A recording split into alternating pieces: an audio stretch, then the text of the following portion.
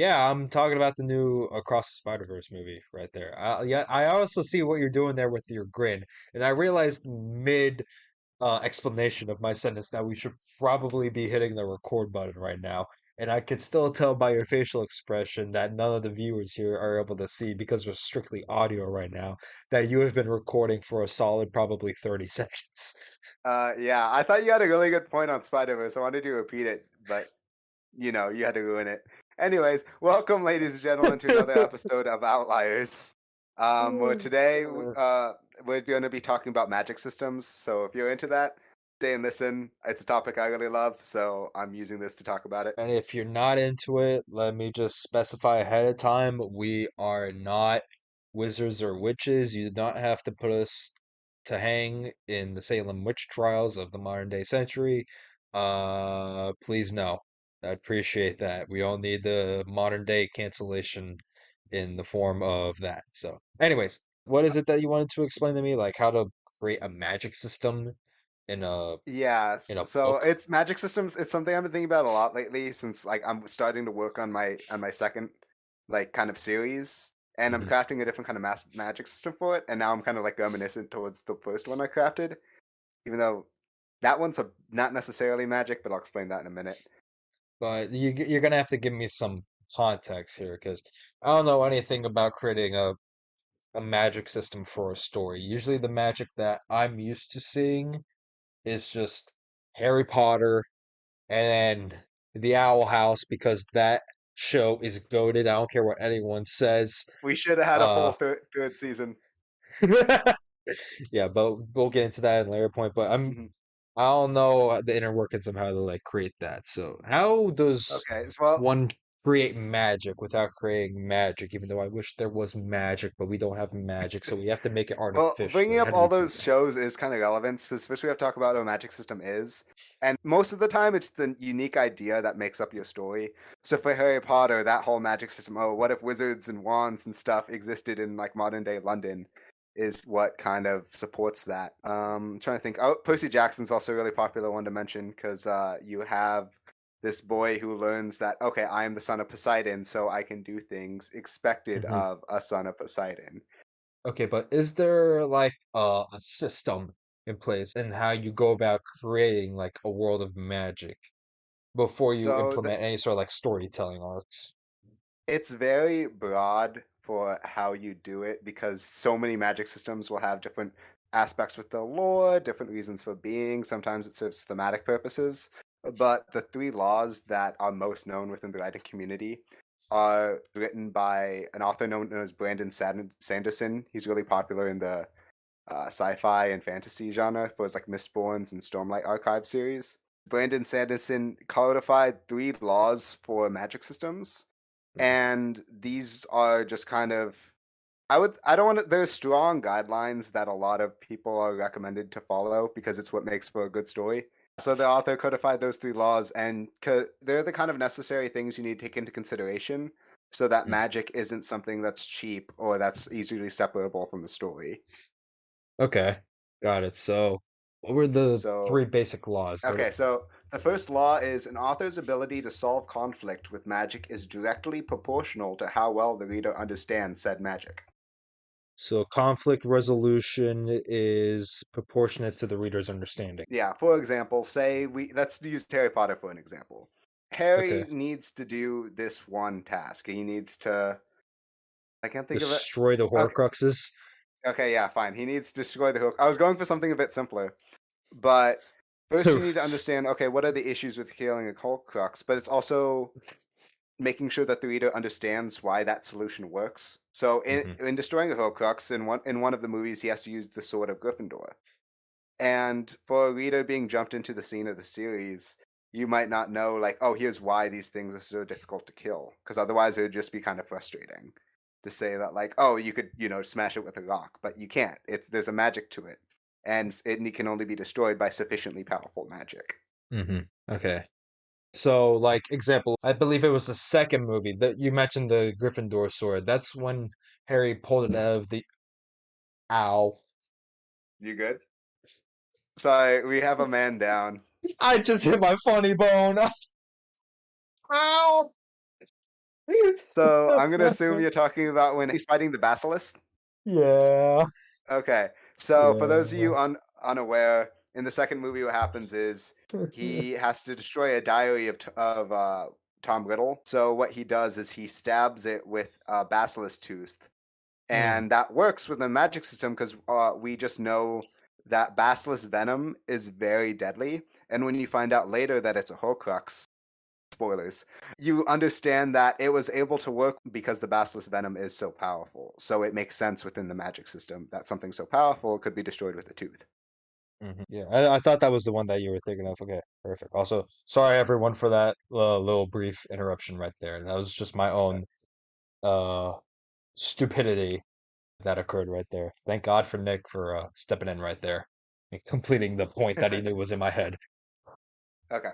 So the second law, limitations are more important than powers.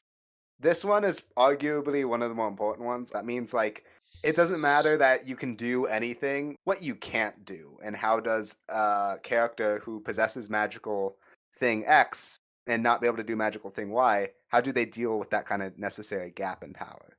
Ah, so it's like me with my peanut allergy. I can eat anything I want. However, there is a caveat. Kind of. What if you were super strong and fast and could move at the speed of sound, but you were killed by a peanut? Like, Yeah, that would suck. Except for I don't have those but abilities. I'm a normal human being, except for the fact that my common natural predator is unfortunately a nut. Tragic. okay. And that would kind of work, sadly. Like it actually makes sense for this situation. No. How Like if you so? have a character who you know can breathe underwater, what do you do when like he's up against fire or something along that caliber? Because you want to know what it is you can't do. Just shove a bag of peanuts in his face when he's up Uh, against those natural foes. don't give me any ideas. I'll do that for your character arc. No, wait, no, hold on, time out, pause, rewind the tape. No, no. Men in Black pen, Men in Okay, Black pen. and You forget, you forget, you forget, you forget. so the third law is expand what you already have before you add something new. So you don't want to be adding in a whole bunch of spells, a bunch of different stuff without expanding on what you already have. Again, Harry Potter, he learns new spells in every movie, and before they, just throw in another spell, they show him using the spell he's learning and learning its relevance. You seeing here are these abilities, here's what I can do with them, here's the limitations, and kind of making a wholesome, considering the ramifications of whatever kind of magic it is you're making. And like the Okay. example I'm going to use, I'm using from my science fiction story, which I kind of crafted the premise out of the three kind of laws because I wanted them to have this similar kind of structure because it was about like people getting powers. Hold on, before you So I could continue, everybody, this is a self-promotion from Nick Allen. Let me just make that clear. He is self-promoting himself right now for his new book coming out in insert date here, and he does not care. I could tell because he is smiling his ass off right now. Anyways, continue. okay, here's how I crafted a magic system. And if this is Mm. a self promotion, then so be it. So the premise of my story is that a virus was created to improve the people it infects. It was tested under some government labs, and then it was exposed to a high school, which puts it on quarantine by the government and the doctors until they can figure out a cure and how to prevent the spread of them. So that's the premise. And then I had to put limitations on what this virus could do because it had to be able to spread throughout the school to fit the premise, and also here's the kind of changes it does to people. Here's the reasons it does these changes, whether or not I explicitly show them, implicitly show them, or if there's just background information I could rely on. If we're gonna be going down the bullet point list here of laws that you must follow with magic, what was one of the main powers that was given? So I wouldn't say because there's a variety of different powers and it depends on the kids. But what I was thinking about what to give the kids, I had to think what's the most harsh, realistic consequences of the thing I'm creating. So what you kind of saw was that kids who were naturally bigger or maybe had more like body fat on them have greater changes to their bodies. Okay, so here's how it goes through these changes. Now, what are the ramifications of these changes taking place? Like one character, she was born blind in one eye. So when the virus fixes her eyes and gives her like 20 and gives her perfect vision, it also allows her to see in the dark. but that makes her eyes super sensitive to the light, so she needs to wear sunglasses. So it's kind of real, tangible effects like that. So you kind of hit number one and two right there. It's like she regains her eyesight and she can actually no, you hit one, two, and three right there. She regains her eyesight because of the virus. You hit number three with saying that she's able to see during the nighttime, but then you go back to number two and you say, but her limitation with that is that she is sensitive to light during the daytime, so she has to wear sunglasses. Yeah, so there's no character that doesn't escape that. There are strong limitations to the powers. You know the consequences for breaking those limitations, and then it's playing within that kind of realm. All right. Since we have like this nice little like three bullet point list of how to go about making magic in our own little fictional world, why don't we run ourselves through an exercise real quickly? Just completely on the spot right here. This may go terribly, but why don't we go ahead and try to make our own magical reality? Are you down for that? Yeah, sure, I'm down with that. I was doing that earlier today. Okay, cool. So before we make any of that, there has to be like a premise to like the story that we create, right? Isn't there something that we have to do before making a magic system? So I would start with an interesting premise, like here's why magic is the thing. So in the story I'm writing now, magic is a thing because in this story I'm writing, the basic premise with the existence of gods was in exchange for our worship, gods protected our souls in the afterlife. So I created a magic system that would mean that our souls have a certain amount of innate power that we can explore. Here, there's the power that the gods have, and then there's also, if gods exist, there's all these, demons and mythologies around them. So then it's a magic system that interacts with all of that as well. Okay, gotcha. So that leads me to my next question. How goofy do we feel Oh like getting god. here? I have a bit of an idea right now of what like sort of goofiness I could do here. Is it going to be like low urban fantasy, or is it going to be like, oh, the future, like 3195? You know, if anything, we could do it as like present day. So, as we all know, one of the major problems of the world is hunger. A lot of people in this world are starving in third world countries. They don't have access to food that is edible to consume and whatnot. Unlike cultures that are first world, like America or Britain or Japan, like name a first world country, they probably got a pretty sustainable economy that can give people food and whatnot. But a lot of other countries here in the world, they're not able to do that. So with that, along comes Mr. Food Man. He is the man who is able to don't laugh at me. Hold on a second. Let it happen. Let this come to fruition, okay? Come on. So along comes Mr. Food Man. Mr. Food Man is able to create any sort of food that you may want out of thin air. Just like whatever air is in the area, he's able to make it just like that. All he needs to do is have the molecules carbon, hydrogen, and oxygen and potentially nitrogen to be able to make whatever food that the citizens or the area of people may want, and he can do that. His limitation, though, is that he must know the compositions of the food ahead of time. And this is where it gets good. Every time that he uses his powers in excess, let's say he uses his powers 1,000 times, equating to the 1,000 items of food that he makes each time. After he makes 1,000 units of food, he must always go to the nearest porcelain throne and causes a biological radiation hazard for the next 2 square miles, lasting approximately 2.5 weeks. This must occur within 30 minutes or less after he makes the most recent 1000th unit of food. That is the magical abilities of a man who's able to solve world hunger. Well, I mean, I guess I understand what it is. I understand how his magic works. So, okay, that fits the first slot.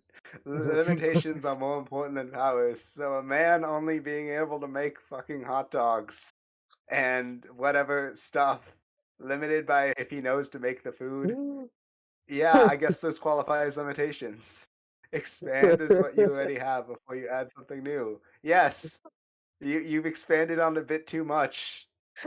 I don't know. My first thought was to make it go dark all of a sudden, where it's like, oh, and the people who like own food and sell food hate this guy because now they're not making as much money, so they're gonna try and kill him. Okay. In theory, I utilized all three of these basic rules of magic. In, in theory, yes, but In there's theory. also different aspects to a magic. It can't just follow a law. The magic system is one of the purest ways you can kind of express theme Mhm. or like the central idea of your work because it allows you that kind of creative freedom. Sorry, I'm still kind of laughing about what I did earlier. I don't know why I decided to make the turns that I did during that whole story. You My mind just suck. kind of wandered. You suck.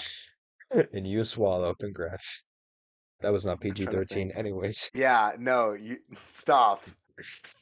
Ah, But there's this really good video I saw talking about the second Harry Potter movie, Chamber of Secrets. Because think about how that movie ends. The entire movie, there's the basilisk, and you know that if anyone looks at it, they're petrified. But then the second Harry goes against the basilisk, Hawks comes in and gouges his eyes out so Harry won't get frozen by looking at it anymore. When you phrase it like that sounds like a big Deus ex machina. Like, don't worry about it. The Hawk fixed it. You know what I mean? so plot armor basically is what I'm hearing. No, But it's because the plot idea armor. was the basilisk was representative of fear, and one of the effects when you're scared is you can freeze. So by petrifying people, he becomes the embodiment of fear. But Harry Potter managed to show a fundamental truth by Harry confronting the basilisk. He in turn confronts fear. Fear loses its ability to petrify him. It expresses a fundamental truth, and that's why it kind of works for the situation. But I mean, still though, isn't there the whole plot armor of the main character being able to defeat this creature because of the Phoenix coming in and gouging out its eyes, therefore making it more easy for Harry to be able to face quote unquote fear head on. So plot armor is kind of a different issue. That's a whole different discussion entirely. Because plot armor just describes the thing when. So, as authors, you're constantly making your main character survive stuff because they're the main character. But Okay. plot armor is just a term for what we call when we don't do that very well. It's Basically, if you just can point it out and it seems weird to you, like it's plot plot armor. armor is super common, but there are just times it's more obvious than others, and that's what people don't like. Okay, got it. So when something occurs in the story that is overwhelmingly obvious to continue the story in a certain way, whether that's to help the hero or to further drag on the fact that the Yeah, villain is still in play, it's a that's different that's kind of idea. okay. But so, for example, think about the way your magic system works and what does it take to get good at it. A famous example: Avatar: The Last Airbender, one of the best shows of all time, Oh, if not the yes, it best. is. Yes, it is. Throwback to the childhood. If you know, you know. If you don't, get away from me because you're probably too young to even have a not Okay, communication, but but think a discussion with. about how magic works in the Avatar. You're training to be a better bender, but then in a lot of their benders trainings, you kind of get these ideas about philosophy as well. Think about Aang and the Aeronomads. In order to be an Aeronomad, they were meditating all day. They had a philosophy to the way they saw their life.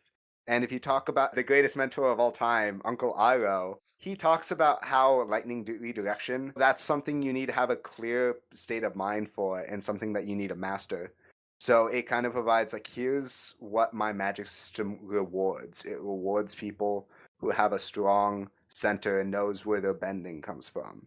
It rewards people for having that clear mind and seeing the connection between all four elements. I think we should also take this time while we're talking about Avatar: The Last Airbender to just like acknowledge Uncle Iroh as one of the greatest written characters of all time, whether that's in animation or for real life movies and whatnot. Like he's one of the greatest characters to have ever been written in any sort of TV, movies, any sort of form of media.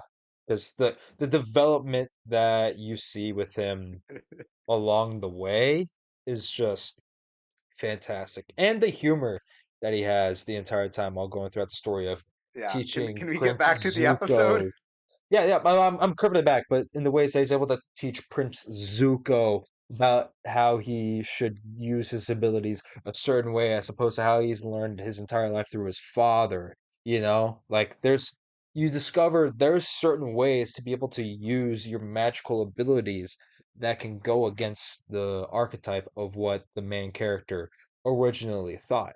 One thing that I also just remember too, like same thing for remember watching the movie Shang-Chi and the Legend Yeah, of yeah. the Ten Rings? Yeah, yeah. So Shang-Chi, he learned the entire time, hey, if you're going to be fighting, be rigid, be strong, have your fists curled up and whatnot. But then when he goes to meet his family lineage later on in the story, he's taught to be more free-flowing, which unlocks a new avenue of how to be able to manipulate the magic that's occurring within the Yeah. story. Yeah, that's exactly it. You get to see here the moral lessons I want to espouse using this magic system.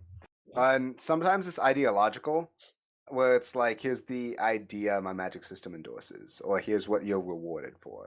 So it could be kind of an unlocking adventure. It's like as you progress through the story, the magic that you learn or along the way can open up different doors into how the writer wants you to perceive certain like lessons and whatnot that would be good for a real life application.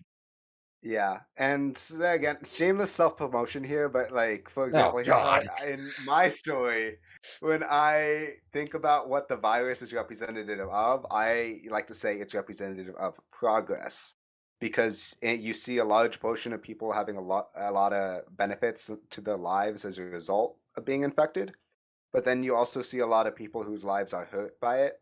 And while there seems to be a lot of benefits. The downsides, like when I mentioned the limitations earlier, are very apparent as well. So it kind of that's my opinion of what progress is, where things get better, but they get worse in some ways as well. For kind of an odd example that I was thinking of like airplanes. Like airplanes make things so convenient, but then when they crash, like it's a horrific tragedy, and you just wouldn't kind of get that benefit without the potential downfalls. That reminds me of that one airplane a few years ago that CNN covered for a solid 24 hours and made a whole big ass news story about it. Yeah, It's that was crazy. wild. Yeah, but no one cares But anymore. yeah, that's the kind of idea I want to show with how this is crafted. And again, it's a science fiction novel. I use Anderson's laws. I analyze it as a magic system because it's just the easiest way to kind of format something like that. You said Anderson's laws. I thought you were going to talk about Anderson Cooper and CNN's ability to write the story of Malaysian Airlines 737. No, no, I was like, Brandon damn, so Sanderson. you're saying this is a fiction story that they created. All right, damn. That's crazy.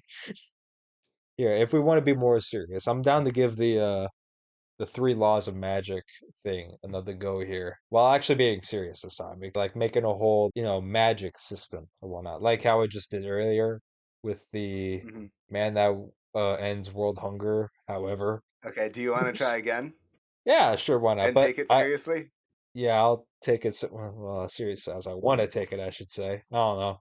There may there may be a few left turns in this one. I don't know. This is So how I spend my free time, dude. I wish my I was microphone could pick literally up on researching this. like ancient cuneiform a few hours ago. That's how deep I go into like my world building. Ancient cuneiform, what? Uh-huh. Because What I'm thinking it might be beneficial to like craft a new language. ancient cuneiform? Hold on. I'll My talk pea about brain is. Yeah, you please talk about it because my tiny little pea brain is unable to comprehend what you just said. Wait, hold on, wait. No, it's okay. I got Wikipedia on my phone. So, for those of you like me who do not understand what Nick said when he said ancient cuneiform, the word cuneiform, definition, a logosyllabic script that was used to write several languages of the ancient Near East. The script was used in activity from the early Bronze Age until the beginning of the Common Era. Oh, okay, so it's what the Egyptians used back in ye old days. actually a bit older than Egyptians, I believe, because Egyptians were they used hieroglyphics. Oh, yeah, you're right. Okay. Cuneiform was originally developed to write the Sumerian language of southern Mesopotamia. Oh, and is Yeah. the earliest known writing system. Okay, then this sucker's. been And that around that goes since into a different conversation about world building as a whole, as opposed to magic systems. So let's talk about that another time.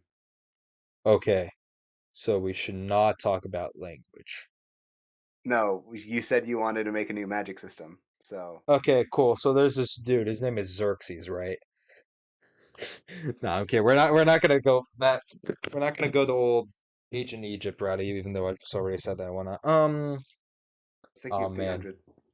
dude, honestly, yeah, ever since I watched Demon Slayer earlier today, I just have the feeling to like just create some sort of like Japanese magic. Japanese magic. There we go, baby. Boom, perfect. So there's this guy, right? I Starting feel off like whatever you're strong. about to say is going to be incredibly racist, so don't say No, that. wait, no, no, no, no, no, no. Look, look. Just because I'm white, okay, does not mean I'm gonna be racist, okay? So there's this dude, right? He's Japanese. That's not racist to say. This is important to the plot. So he's Japanese. He's from Japan. Let's say he's from Tokyo. I was gonna say Hiroshima, but then that would maybe sound sus, but we're not gonna do that. So we're gonna say Tokyo. Because everything good happens in Tokyo, right? Right? Yeah, totally. That was not a very confident answer you gave me. I'm trying so hard to keep a straight face. Okay. Just continue. Well, you know what? Good thing is none of the audio listeners can see the video because we're still only on audio. So you know what? There's that. So, anyways, there's this guy. He's from Japan. He's Japanese, right? And then there's this girl. She's from Japan and she's Chinese, right? It's crazy the dynamic that's going on here. And both of these people, the Japanese man and the Chinese woman, they can turn into dragons. Damn, that's crazy. Dragons, who would have thought that one coming out of the eastern part of the world, aka the Eastern Hemisphere, Are you aka trying to describe American Dragon Jake Long? I don't know who that is. You've never seen that show? No, what's the name of the show? American Dragon Jake Long. It was like a late 90s, early 2000s show. Well, that explains why I've never seen it because I wasn't born until insert year here. Well, I've seen it. Oh, well then you're old. Anyways, back on topic. So there's this guy and Aren't you this older than me? yeah. So anyways, they can turn into dragons. It turns out that these two people, they have an ancient family lineage that dates back to the before Common Era time. Their families are Japanese and Chinese respectively. The family lineage it goes back to the ancient times when there were stories about dragons. It turns out those stories about dragons are real. And because of their family lineage and connection to their dragons, respectively, they're able to say a certain phrase and turn into the dragons that were connected to their family lineage. And they have all the powers and abilities that the dragons of the olden times had back in the day. And they're able to draw power with their abilities from some of the modern day power sources that they currently live around. However, the limitation is that with these people being able to turn into dragons, respectively, they can only be in their dragon form for a certain amount of time each day. Go even further back with it, with them being able to call upon the ancient wisdom of the dragons. I see yourself face palming right now, but it's okay. We're getting through it, buddy. We're at the home stretch here. With them being able to call upon the ancient wisdom of the dragons, they're able to talk within their head, their minds, their little pea brains here, with the dragons back in ye olden days in the form of meditation. And then they have their minds transported into this black abyss with nice, calm flowing water where they're able to talk with the dragon of their family heritage and be like, yo, what's up, dog? I need help with this. How we feeling? Are you done? Yes. I've completed my story arc. I don't even know what that was. So here, I don't know how to respond to that. okay, so evidently you didn't pick up anything I said, so let me run it back. So there's this guy, No, no, and no. then I this picked up what you said. It's fine. Shut up. Shut up.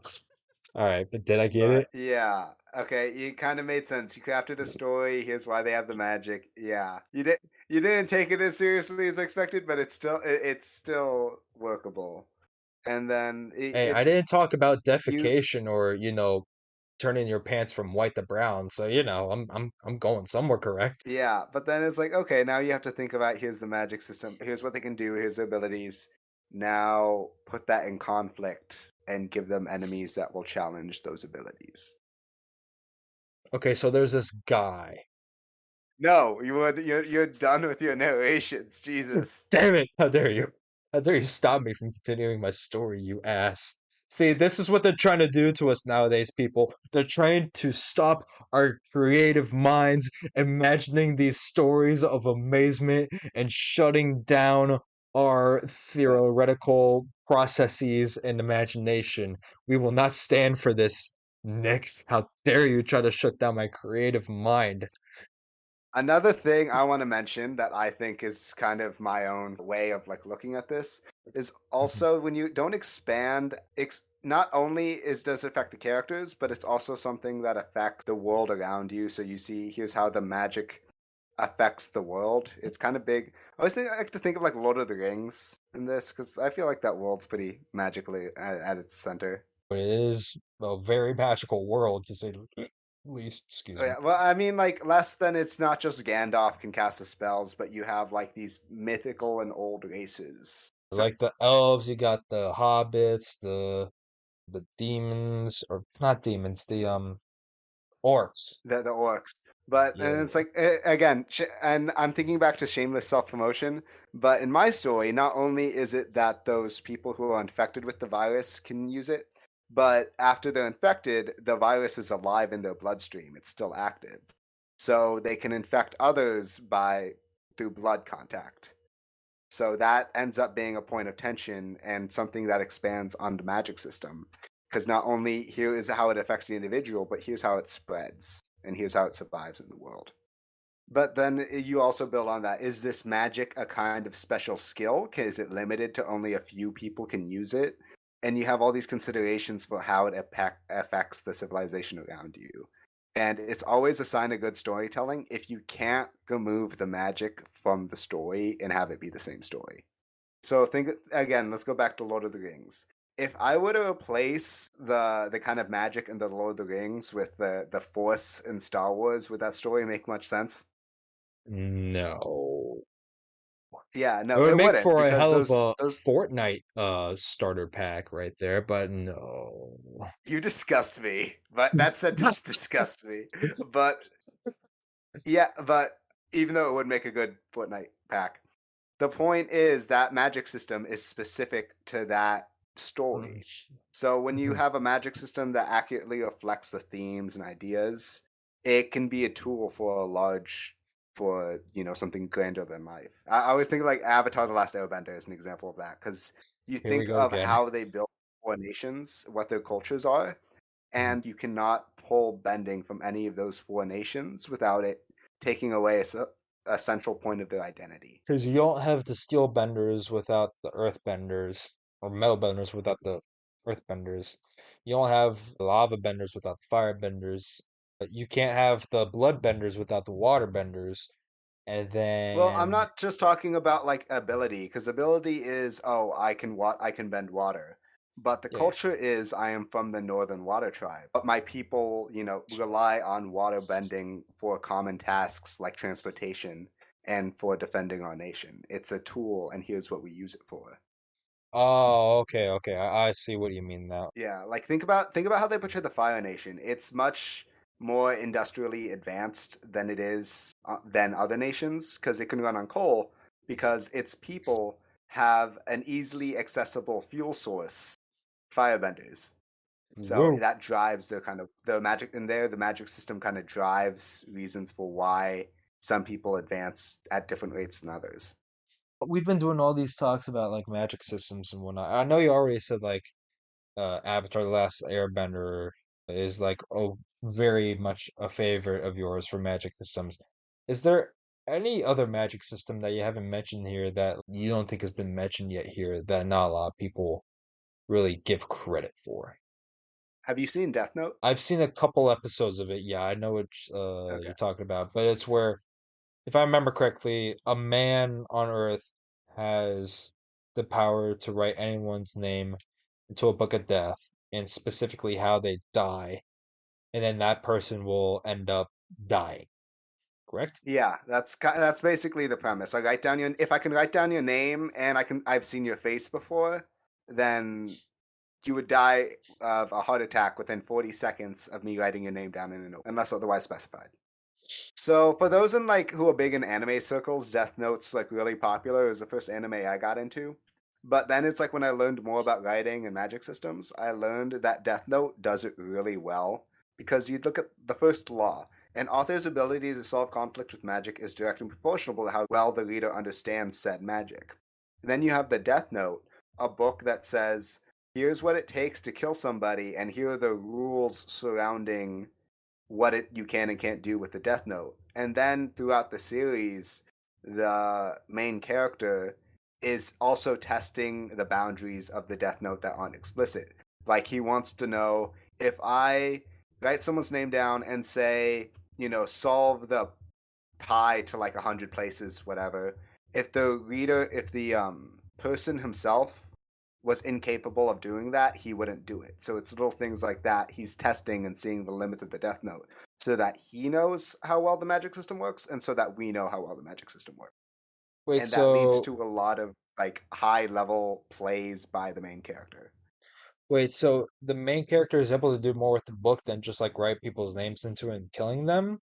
Like he's able to do like other magic stuff outside of that? So he's able to manipulate them before their death and set up specific situations. For example, spoilers, but he has FBI agent on his back. So what he does is during the day he makes plans with a friend and writes in the notebook that this dangerous killer that escaped was going to hijack their bus and then orchestrated everything up to the killer runs out of the bus and gets hit by a car on his way out. So he does this high level masterful manipulation by here's the rules of the book, here's how I can manipulate them so that I look innocent. High level IQ play that I definitely don't have in my brain. Yeah, it's all very dependent on the rules of the notebook. Like, for example, once you relinquish control of it, your memory is wiped of the notebook and all its abilities. So that's another thing he uses another point to wipe the memories. Someone who also had another Death Note. That's another thing with the magic system. There's a history. Death Notes are owned by gods of death, and occasionally they find their way to the human realm. So you hear that, everyone. If you're not an anime person, but you want to know how to write a good magic system, go check out Death Note. Plus, like you said too, it's a nice little good starter anime for people that aren't really into that genre, correct? Yeah. And it's a bit dark and it can be very bloody, but it's was the first anime I got into. And it's just really masterful storytelling with regards to a magic system. Because every single episode, he's using here are the rules of the Death Note, here's what I can do. I'll put that in my add to list section of insert popular streaming service here because we don't do free promo unless it's ourselves. So, just kind of like wrap everything up here in regards to the magic system. Is there any sort of other final tip that you may want to give your fellow book readers out there or novelists, if you will, in regards to I mean, creating I'm something like I'm this? only a novice. This whole episode has been, here's after a couple of years of writing, here's my thoughts on magic systems. Mhm. But I would say that I always find the most interesting is just like have an idea in mind and what you might want your magic system to represent or what you want it to represent to the characters in your story. Because different people are going to have different opinions on the world's magic. And kind of establishing it here in different perspectives and different lights is always something I've found is interesting. I don't know if that's just me, but I love it to see some dissonance between what we think is true versus what might actually be true. And I would say, in regards to all of this, big ups the Owl House. Y'all should definitely watch it. That's a pretty good storytelling. Donna Terrace, if you're listening, like I doubt you're listening, but if you are, please more Owl House content. Please. Anyways, thank you all very much for tuning in for this episode of Outliers. My name is Ryan Allen, I'm Nick Allen. and we hope you guys have yourselves a great rest of your morning, evening, night, day, week, whatever it is, better one. Have a Goodbye. better one.